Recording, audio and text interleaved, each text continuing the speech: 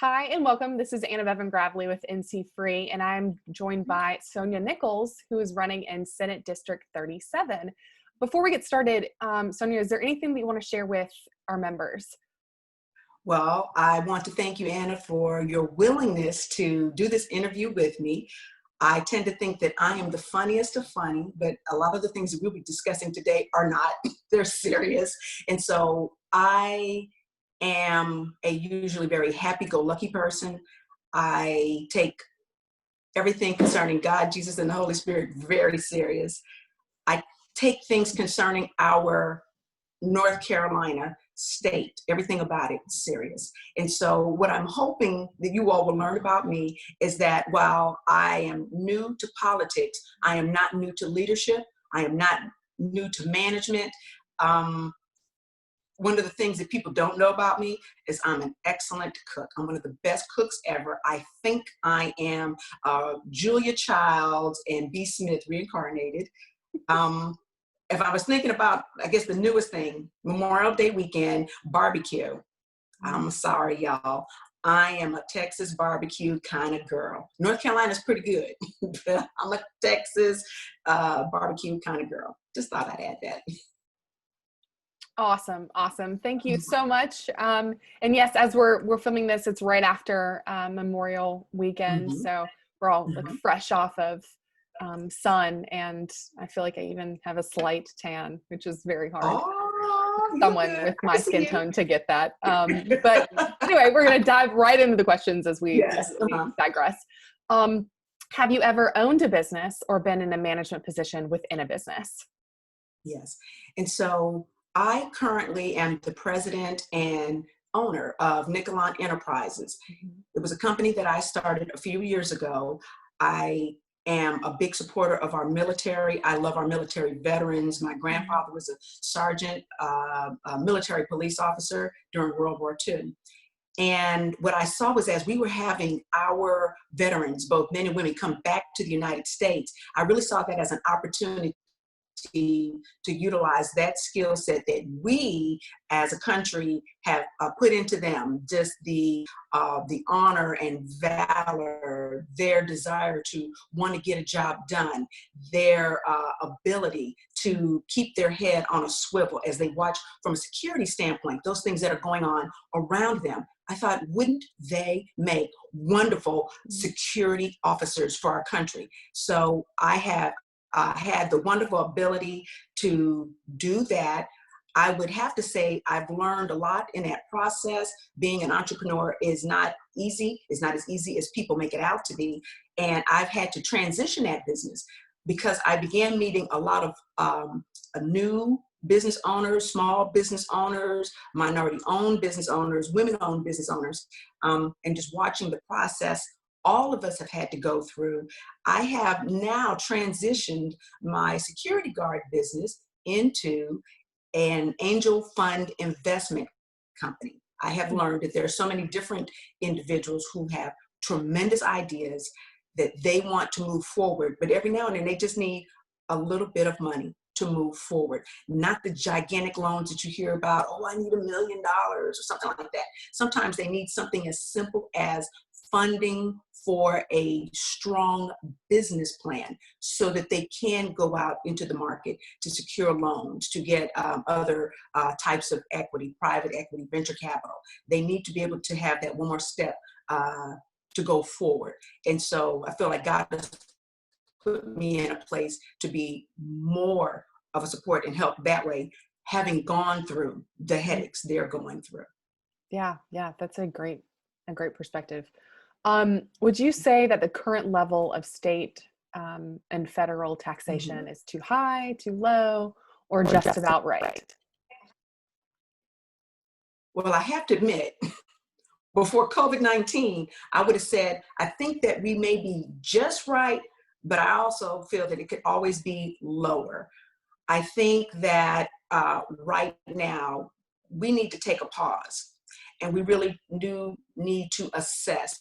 So what are the true essential needs that we have in our state, in this particular place in time, before we do any additional spending I am, I'm a little more cautious about how we are trying to determine how we will get our economy back up and running. I really do feel that if we were willing to reduce taxes on small businesses to get them back going, get them going again, if we could reduce that burden, especially on our corporations, in such a way that would allow them to not only just jumpstart as it's most effective for them, they have the ability to employ more people, the ability to start production on some things that they think will actually be beneficial to our economy moving forward. In this case, I feel that a reduction in taxes will be beneficial to our corporations for this time being, and for anyone wanting to start a business. We have got to get our economy back up and running the way it was pre-COVID-19. Now, what that looks like, I think we're still trying to figure that out. But whatever incentives we can give that will jumpstart this economy, I support. If that, and then that includes lowering taxes. Yeah. So next question, do you feel it is appropriate for state or local governments to offer incentives to private businesses in consideration of locating, expanding, or conducting business in a specific part of the state? So what's interesting is I would say I am not necessarily a fan of cherry picking those businesses that ought to be brought into our state. I know that in various states there are certain types of businesses that they want to have show up. I'm not necessarily a fan of that. However, I do want us, and I do want our legislature to consider some type of legislative incentives that would encourage businesses, particularly manufacturing, to come back here to North Carolina. I would love to see us build that back up. I would love to see us do things that would strengthen businesses in our urban areas, to do a lot of renewal there. I think there's a legislative way, there's a balanced way that we could do that. I would definitely say, given what we've just gone through, or what we're continuing to go through with this COVID-19 situation, I don't like that we have been held hostage or at the mercy of any of the foreign governments as we were trying to take care of our country, you know, i.e. getting masks, you know, looking for different types of supplies. There were things that we needed to produce test kits, and then we would have to wait and get them somewhere else. I would love it if we could have had those things produced here in the United States. I would love it if North Carolina could, you know, you see me kind of tiptoeing, if we could legislatively figure out a way to do manufacturing here where North Carolina could be the go-to state. So if such a situation were to occur again, we would have, let's call it like contract manufacturing, where we could flip on a dime if we needed certain things produced to go across the country. At least we could get started here while businesses then would have a little more time to go source the materials wherever they needed to source them globally, which I will respect. But I would love for North Carolina to be that go-to state moving forward. Y'all need something? You come here. We got you. We can flip it. We can make it. We can ship it. You can get it. We're good. You come to North Carolina. We got you. That's a really great thought, and definitely something to continue to think about. Thanks for sharing. So how would you describe your personal opinion on the key principles of free enterprise? I would have to tell you, Anna, that I am a big supporter of free enterprise. I have been on both sides of the coin. I really believe that people will buy your product if it's a good product, if it's at a good price, if they find it necessary. You ought to be able to sell that to whomever, however you want to sell it, if people are willing to buy it. And I would say, so even on a more personal level, I really felt that when I started my company, that employing military veterans at a living wage of at least $15 an hour was a fantastic idea. So fantastic, I was getting invited everywhere, and everyone would tell me, Sonja, that is such a fantastic idea. We want to employ your people. But then the reality sets in. You show up to all of the different RFPs because you're sure everybody wants what you have to offer. And when you get there, people would tell me, Sonja, we really like your idea. However, we really don't want to pay that $15 an hour. We know on the news and the media, we tell everybody that this is the best thing ever, but we really don't want to pay that. So we're not. And I think that was a shock and awe for me, because growing up with a family that owned different businesses, there was always a want for the product. So I just figured it's a given. You open your doors, and if people just buy it because you open your doors. And it's not necessarily the case. The market has to want what you have to offer. And so I think that an individual that's starting a business ought to have the freedom to put that product out there, and individuals ought to have the freedom to buy it if they want it. And if they don't, you need to move on and do something else. Yeah. Yeah. Thanks. So we have sort of, or you've touched a little bit on what we're seeing with the coronavirus and COVID-19. And I think this next question really sort of is very timely, and we approach it differently because of how we're living our new reality, it seems. But in your opinion, what is the appropriate balance in the scope of federal and state regulatory requirements on business? And what, in your opinion, is the best way to balance appropriate protections without impugning economic vitality?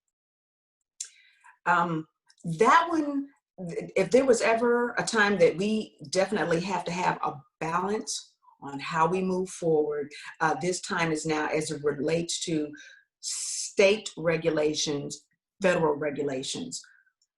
I do feel there are instances where we need to have laws in place that will balance how work is done. I do feel that there is an opportunity for state legislators, federal legislators, to just put some things in place that make doing business, I want to say easy, that will make doing business prosperous for all of those involved. I do worry when we have arduous, unnecessary rules and regulations that don't help business at all. I'm pointing to this whole time that we just went through, or I keep saying went, and I'm just forward thinking that God is going to help us get all the way through this. I'm forward thinking. We have had rules and regulations in place that kind of, in some instances, didn't even make sense. And they didn't come to our view until we got to this whole COVID-19 situation, where now we're able to eliminate some rules and regulations because it's convenient for this scenario. Well, if we could release those rules and regulations and erase them while we're going through this scenario, do we really need them in the first place? There were some things that I felt would hold some businesses down. I don't know if they were just put in place because it was beneficial to the people putting them in place. However, if you can erase them during a pandemic, then you probably didn't need them in the first place. I would love to see our legislators go back, and those rules and regulations that we eliminated for such a time as this, we need to go back and see, did we ever need them in the first place? I think those are the types of hindrances that keep a business from growing. Those are the types of hindrances that may keep someone from wanting to come to North Carolina to do business. I'm thinking there will be some hindrances as we continue to receive federal funding. Well, if you receive federal funding, there are rules and regulations that go with that. Do we really want those encumbrances? So I think there has to be a thoughtful process moving forward. What do we really want in place, and what do we really want that will help us to move forward as the #1 state for doing business? We're there. I would love for us to stay there. Yeah. Awesome. Mhm. So, Sonja, if elected in the fall, what will be your top 3 priorities as it pertains to the business community? Okay, well, I just mentioned one. The first one is I need North Carolina to maintain its position as the #1 state for doing business in the country. And seeing that we've been ranked that for several years now, the things that we have in place that allow that, we have great incentives. I believe that we have the lower taxes. It's just a great state to do work in. I want to make sure that I help spur and support that. I really, number 2, would love to be a part of any committee or legislative body that will work on bringing manufacturing back to North Carolina. I think that that's going to be huge. That is important. I think watching us go through this pandemic phase provides opportunity. It provides a tremendous amount of opportunity for entrepreneurs to probably jump in, for individuals who have some other ideas as to how we could produce things, how we could source materials. I think the opportunity is there, and I'm really hoping that we have members of the General Assembly that can see this, that we have business people that can come and present those ideas to us, and that we could take advantage of this opportunity. Number 3, which relates to number 2, is I would love to make sure that women-owned businesses and minority-owned businesses also take advantage of this opportunity. There was a Brookings Institute report that came out in March, and just speaking specifically, even just to Charlotte, that while the economic boom in this city and in Mecklenburg County has been tremendous, not everyone enjoyed the fruits of their labor. And so I would love to work to make sure that minority-owned businesses, women-owned businesses also participate. The biggest thing that I think people need to realize, that we have got to strengthen those groups that will help to strengthen our community. That's how we build wealth. This is how they develop legacy. We develop legacy. I'm like, because I'm a minority and a woman. This is how we build legacy that we could pass on to our families, pass on for generations. And that will be beneficial not only to just Mecklenburg County, but to North Carolina as a whole. So those would be the 3 places that I would like to focus. Awesome. Awesome. Thank you so much for spending time with us and sharing with us a little bit more about your thoughts and your perspectives. Before we close out, where can the NC-FREE community and membership go to learn more about you? Absolutely. So please, please visit my website. I would love to be your senator. God willing and the creek don't rise, November the 3rd. www.sonja, SONJA, for FOR, Senate, SENATE.com. You can follow me on Facebook. I mean, did I say that right? But you're supposed to like me on Facebook. I'm trying to get with the millennials, right? Like me on Facebook and then follow me on Twitter. It's Facebook, Twitter, and Instagram. Awesome. Thank you so much, Anna.